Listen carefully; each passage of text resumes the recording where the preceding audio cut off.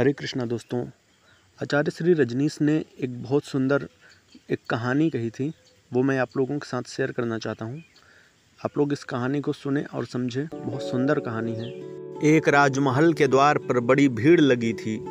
किसी फकीर ने सम्राट से भिक्षा मांगी थी। सम्राट ने उससे कहा, जो भी चाहते हो मांग लो। दिन के प्रथम याचक की किसी भी इच्छा को पूरा करना मेरा नियम है।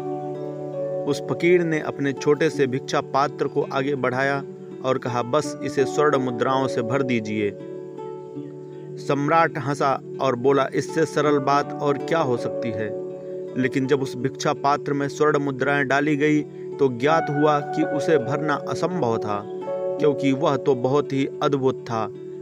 जितनी अधिक मुद्राएं उसमें डाली गई उतना ही अधिक वह खाली होता चला गया। सम्राट ने अपने सारे खजाने खाली कर दिए, लेकिन खाली पात्र खाली ही रहा। उसके पास जो कुछ भी था सभी उस पात्र में डाल दिया, लेकिन अद्भुत पात्र अभी भी खाली का खाली ही रहा। तब उस सम्राट ने कहा, हे भिक्षु, यह तुम्हारा पात्र साधारण नहीं मालूम पड़ता। इसे भरना मेरी सामर्थ्य के बाहर है। क्या मैं पूछ सकता हूँ इस अद्भुत पात्र का रहस्य क्या है?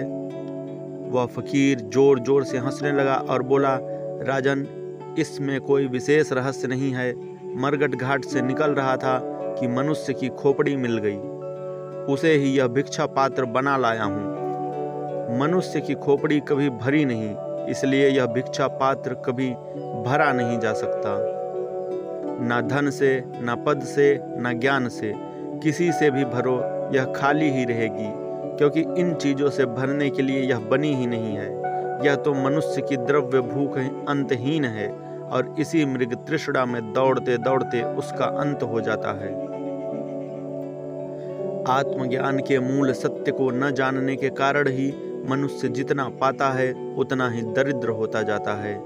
हृदय की इच्छाएं कुछ भी पाकर शांत नहीं होती, क्योंकि हृदय तो परमात्मा के लिए बना है। परमात्मा के अतिरिक्त और कहीं संतुष्टि नहीं, उसके सिवाय और कुछ भी मनुष्य के हृदय को भरने में असमर्थ है।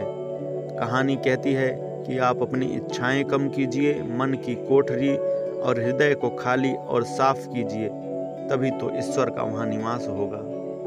धन्यवाद।